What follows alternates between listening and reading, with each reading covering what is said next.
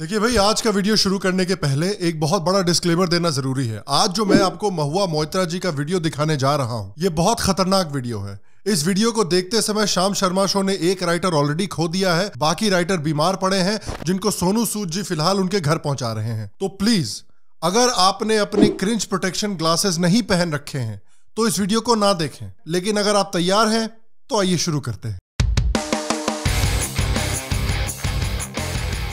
Hello, Shyam Sharma show के इस episode में आपका बहुत बहुत स्वागत है। मैं हूं सेक्युलरिज्म का शहंशाह श्याम शर्मा। आज का ये एपिसोड देखने के लिए आपका बहुत बहुत धन्यवाद और आप सबको एक सेक्युलर प्रणाम। तो देखिए, हमारे मीडिया के हिसाब से तापसी पन्नू जी का हर एक रिप्लाई बिफिटिंग होता है। राहुल गांधी जी का हर एक बैंकॉक ट्रिप, हर एक स्पीच कमिंग ऑफ एज होती है। उसी तरह से महुआ मोइत्रा के मुंह से जो भी निकलता है वो आजकल फायरी होता है। तो सस्ती अलेक्जेंड्रिया ओकासियो-कोर्टेज और ग्रेटा थुनबर्ग की इंस्पिरेशन महुआ मोइत्रा जी ने हाल में ही पार्लियामेंट में एक बहुत फायरी स्पीच दी है। और स्पीच सुन के तो यही लगता है कि मोदी जी जो हैं वो राहुल गांधी के काम से आजकल खुश नहीं है। लगता है दूसरे पार्टीज में भी बीजेपी के कैंपेनर ढूंढ रहे हैं। और हाल में ही महुआ मोइत्रा जी को बीजेपी की सबसे लेटेस्ट स्टार कैंपेनर बनाया गया है, क्योंकि अगर आप उनके पार्लियामेंट की रीसेंट स्पीच सुनिएगा तो बेसिकली बीजेपी ऐड ही है। तो महुआ मोइत्रा जी बेचारे पुलिस ऑफिसर्स को अटैक करने के बाद इस स्पीच में आपके कानों को अटैक कर रही हैं। अपनी स्पीच के पहले सोशल मीडिया पर जाकर महुआ मोइत्रा जी ने अनाउंस किया था कि बीजेपी लीडर उनकी स्पीच सुनने के लिए गौमूत्र पी कर आए। यार, मैं तो कहता हूँ बीजेपी लीडर्स को गौमूत्र की जगह हार्पिक पी लेना चाहिए था। कम से कम ये स्पीच तो नहीं सुननी पड़ती। Ours is a living constitution. It breathes as long as we are willing to breathe life into it. Otherwise, it's just a piece of paper, black and white, that can be smudged into shades of grey by any majoritarian government.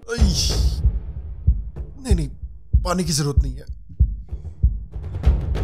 बहुत strong cringe है यार। तो इस video में ये Pegasus controversy के बारे में बात कर रही है और कह रही है कि बीजेपी गवर्नमेंट जो है वो बेसिकली अपने ही सिटीजन्स की जासूसी कर रही है। The way the masters of our republic mistrust the present is most acutely illustrated by the Pegasus mess.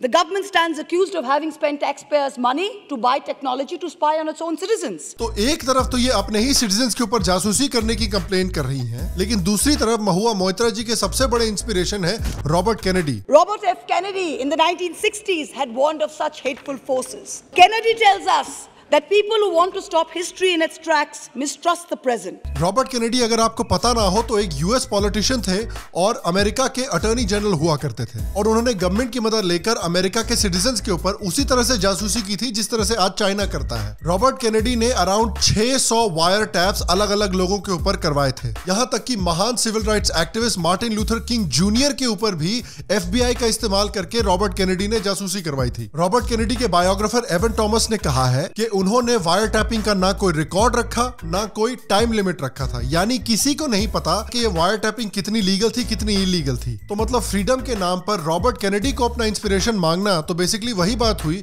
कि आप अपनी बहन की इज्जत की हिफाजत के लिए ऑल इंडिया बकचोद को बुलाते हैं। ना बहन की इज्जत बचेगी, ना जोक फनी लगेंगे। The apology letter he wrote to the British begging for release is now being recast as some kind of strategic masterstroke. तो मतलब जो आदमी करीब करीब 30 साल तक जेल में पड़ा हुआ था वो कायर है, लेकिन नेहरू जी जो सिर्फ 12 दिन तक जेल में थे और 12 दिन के बाद उनके पिताजी ने मर्सी पिटीशन डाल के उनको जेल से निकलवाया था, वो बहुत बड़े बहादुर नेशनलिस्ट हैं। शायद महुआ जी को ये भी लगता हो कि अनन्या पांडे जी की जिंदगी नवाजुद्दीन सिद्दीकी और विजय राज से ज्यादा मुश्किल रही है। My dad has never been in a Dharma film. He never went on coffee with Karan, and so it isn't as easy as people say it is. I think everyone has their own journey. ये तो टट्टी है। The president's address refers to Netaji on multiple occasions. I will remind this republic that this is the same Netaji who said the government of India should have an absolutely neutral and impartial attitude towards all religions. तो ये कहती है कि नेताजी को सारे religions के बीच में बराबरी चाहिए थी, लेकिन हमने किया क्या? हमने मंदिरों को तो गवर्नमेंट के कंट्रोल में डाल दिया, लेकिन मस्जिदों और चर्चेस को नहीं डाला। हमने टैक्स पेयर के पैसों से हज भवन तो हर एक स्टेट में बनवा दिए, लेकिन राम मंदिर में गवर्नमेंट का पैसा नहीं लगना चाहिए। हमने माइनॉरिटीज को तो ये अधिकार दे दिए कि वो बिना किसी गवर्नमेंट इंटरफेरेंस के अपने रिलीजियस और कल्चरल इंस्टीट्यूशन चला सकते हैं, लेकिन हिंदुओं के पास ये अधिकार नहीं है। हम भारत में वन नेशन वन कॉन्स्टिट्यूशन में विश्वास रखते हैं, लेकिन हमने एक मुस्लिम मेजॉरिटी स्टेट को अपना अलग ही कॉन्स्टिट्यूशन फ्री में दे दिया। कसम से यार, नेताजी अगर जिंदा होते तो क्या बोलते महुआ जी को? तुझे अक्ल है? और ये हिपोक्रेसी देख के वो फिर से चल बसते। The INA's mottos were 3 Urdu words: Ittihad, Itmad and Qurbani. Unity, trust and sacrifice. The same Urdu language that this government is so delighted to replace with Hindi as the first and official language of Jammu and Kashmir. यार लगता है madam अपनी fact checking निधि राजदान जी से करवाती हैं। Madam, Jammu Kashmir में Urdu language जबरदस्ती government ने ठूस दी हो, लेकिन जम्मू कश्मीर का लैंग्वेज कभी भी उर्दू नहीं रहा है। जम्मू कश्मीर का लैंग्वेज है कश्मीरी और डोगरी, जो शारदा स्क्रिप्ट में लिखा जाता था। और जहां तक लद्दाख की बात आती है, वहां पर भोटी बोली जाती है और बाल्टिस्तान में यीगे बोली जाती है। In fact Jammu Kashmir union territory में 74% लोग कश्मीरी या डोगरी बोलते हैं। अकॉर्डिंग टू 2011 सेंसस सिर्फ 0.16% लोग वहां पर उर्दू बोलते हैं। उनसे ज्यादा तो हिंदी बोलने वाले लोग हैं वहां पर। मतलब महुआ मोइत्रा जी को बेसिक फैक्ट से वैसे ही दुश्मनी है जैसे रणबीर कपूर को नॉर्मल कपड़ों से दुश्मनी है। भाई क्या है ये? What is this? औरत बनने का शौक है, औरत बनने का शौक है। भाई जहां तक बेसिक फैक्ट से दुश्मनी की बात आती है, तो आकाश बनर्जी बाबू के चैनल पे उनका ये इंटरव्यू देख लीजिए। बंगाल से भेज दे बांग्लादेश और यहाँ से भेज दे पाकिस्तान, बस यही तो चाह रहे। आप ये शब्द हटा दीजिए, सबको भेज दीजिए। यहाँ पे फिर एक काम करते हैं, फिर एक चीज, फिर तो हिंदू रहेंगे नहीं, फिर जो है फिर दलित रहेंगे, ब्राह्मण रहेंगे, कायस्थ रहेंगे, फिर हम लोग कुछ कर लेंगे। अगर मुस्लिम देश में चले गए तो हिंदू जो है वो कास्ट के नाम पर देश को बांट देंगे। ये साले हिंदू कसम से बहुत हरामी है यार। पहले तो इन्होंने इंडिया में पाशमंदा मुसलमानों का जीना हराम करके रखा हुआ है, उनके सारे अधिकार उनसे छीन रखे हैं। उसके ऊपर से पाकिस्तान में, जहां पर साला हिंदू है भी नहीं, वहां पर पता नहीं कैसे हिंदुओं ने मुहाजिरों की जिंदगी और अहमदिया कम्युनिटी की जिंदगी बिल्कुल हराम करके रखी हुई है। और यहाँ तक कि सऊदी अरेबिया में भी जो हिंदुत्ववादी हैं, उन्होंने साला इस्माइलियों की जिंदगी खराब करके रखी हुई है। खैर सऊदी अरेबिया वाले तो वही संघी है जिन्होंने राणा अयूब जी को भी बहुत तंग किया है पिछले हफ्ते। तो मैडम से मैं बस इतना कहना चाहता हूँ कि मैडम, अगर आपको कोई लैंग्वेज बचानी ही है तो उर्दू मत बचाइए, शारदा स्क्रिप्ट को बचाइए। लेकिन मैडम के पास अनफॉर्चुनेटली उसका टाइम नहीं है। मैंने सुना है कि अगले 2-3 महीने के लिए मैडम इंग्लैंड में जाकर प्रोटेस्ट कर रही है, क्योंकि उन्होंने सुना है कि इंग्लैंड में जो इंग्लिश गवर्नमेंट है वो जबरदस्ती स्कूलों में इंग्लिश लैंग्वेज सिखाने की कोशिश कर रही है। You fear a future you fear a future India which is comfortable in its own skin, which is comfortable with conflicting realities. So you fear an India where a Jain boy can hide from home and enjoy a kati kebab on a street card in Ahmedabad. देखिए, मैं generally लोग क्या खाना चाहते हैं क्या नहीं खाना चाहते हैं उसको मैं सपोर्ट करता हूं, लेकिन बड़ा इंटरेस्टिंग है कि ये मैडम जो है ये जैन कम्युनिटी के बारे में इस तरह के कमेंट मार रही हैं। देखिए, भारत बड़ी इंटरेस्टिंग जगह है जहां पर क्रिश्चियंस, मुस्लिम्स, सिख्स जो हैं बहुत वैल्यूबल माइनॉरिटीज हैं, लेकिन जैन और पारसी जैसी जो माइनॉरिटी कम्युनिटीज हैं उनकी कोई इज्जत नहीं है इंडिया में। अगर मैं तारक मेहता का उल्टा चश्मा का एग्जाम्पल लेके आपको अगर समझाऊं, तो पॉलिटिशियंस अगर जेठालाल हैं तो मुस्लिम्स बबीता जी हैं और जैन कम्युनिटी अय्यर है। दरअसल बात ये है मैडम कि ये जो चश्मे वाला है ना, ये हमको छेड़ता है मैडम। ले जाओ इसे। क्या आपको लगता है कि महुआ जी ने जिस तरह के जैन लड़के का एग्जाम्पल दिया, वो कभी इस तरह के मुस्लिम लड़के का एग्जाम्पल देंगी जो छोटे शहर में रहता है, जो खुद गे है, जो बियर पीता है, जो पोर्क खाता है और इस्लामिक मौलानाओं की खूब कड़ी निंदा करता है? उल्टा महुआ जी जो है वो उस लड़के को इस्लामोफोबिक बोलेंगी, और जब कोई मौलाना किशन भारवाड़ की तरह उस लड़के का भी खून कर देगा, तब मैडम बोलेंगी कि देखिए इस तरह से हेट फैलाइएगा तो और क्या होगा आपके साथ। भाई, हमारे देश के पॉलिटिशियंस जो हैं उनको पता है कि जैन कम्युनिटी के वोट का क्या फायदा। उसके ऊपर से जैन कम्युनिटी का अगर आप मजाक उड़ाइएगा तो वो सड़क पे उतर के सर तन से जुदा के नारे भी नहीं लगाएंगे। और जैन्स के साथ ये प्रॉब्लम है कि देश की इतनी छोटी माइनॉरिटी होने के बावजूद वो कभी भी डरे हुए होने का दावा नहीं करते। और सेक्युलर साइंस ने हमें ऑलरेडी दिखाया है कि जो सबसे ज्यादा डरे हुए लोग होते हैं वो सबसे ज्यादा मर्डर और जेनोसाइड करते हैं। Son of a sitting minister of this government mowed down 5 farmers, and it took 3 full days to arrest him, and that too after a horrified Supreme Court stepped in. I stand here today and ask you to remove the Minister of State, the Member of Parliament from Kerry, from office.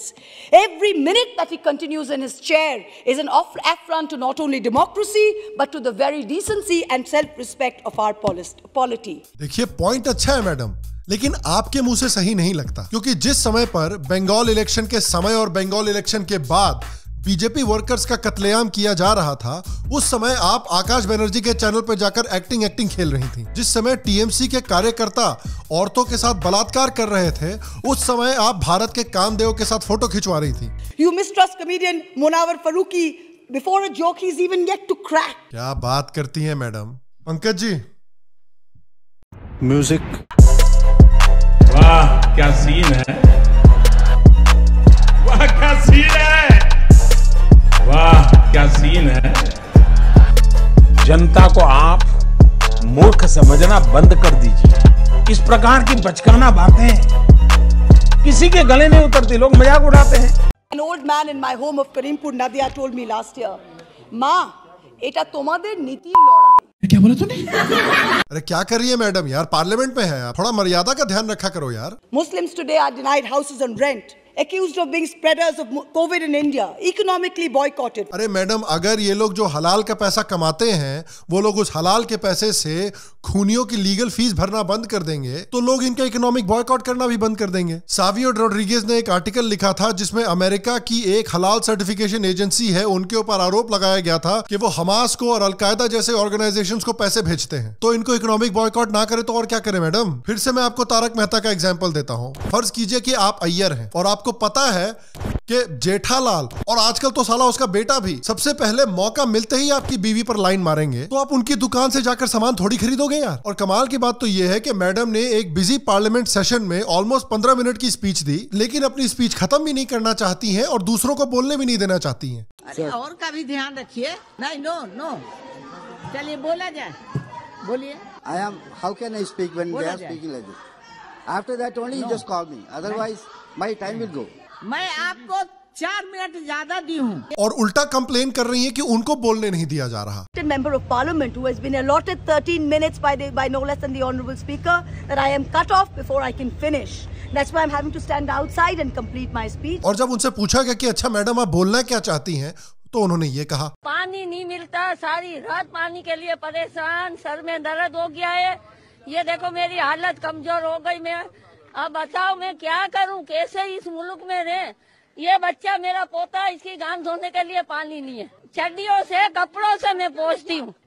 अब ये बच्चा जरासीम से बीमार हो जाएगा, मैं कहाँ ले लेके भागूंगी बताओ मेरे को। वजीर आला से मेरी दरखास्त है, एक धोती भेज दो, हमारे बच्चों की गांडें साफ करने भी।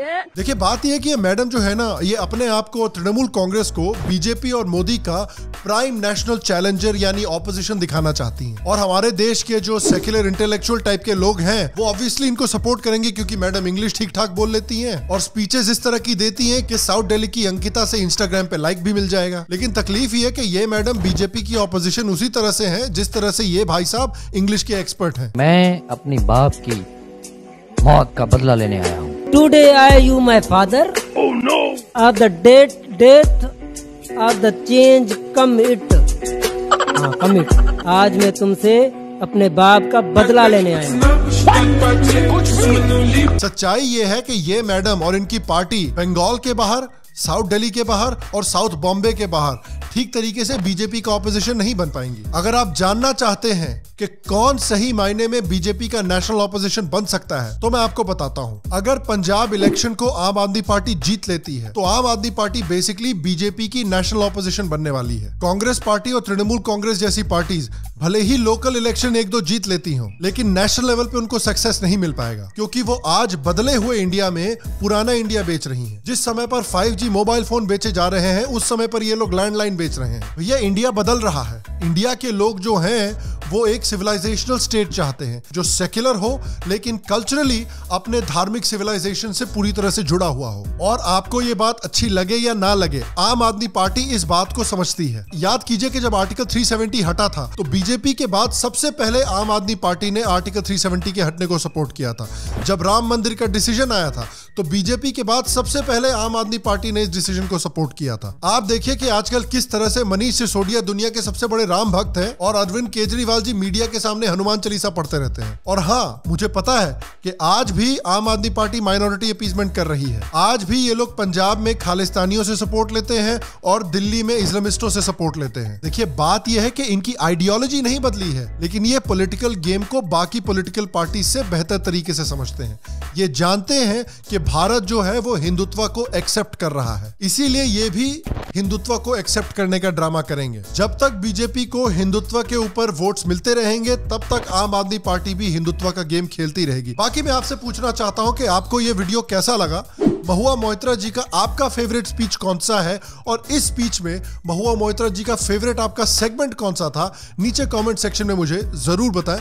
बाकी अगर आपको आज का एपिसोड पसंद है तो प्लीज आज के एपिसोड को एक लाइक दें, एक थम्स अप दें, इससे मेरी बहुत मदद होती है, शो की बहुत मदद होती है।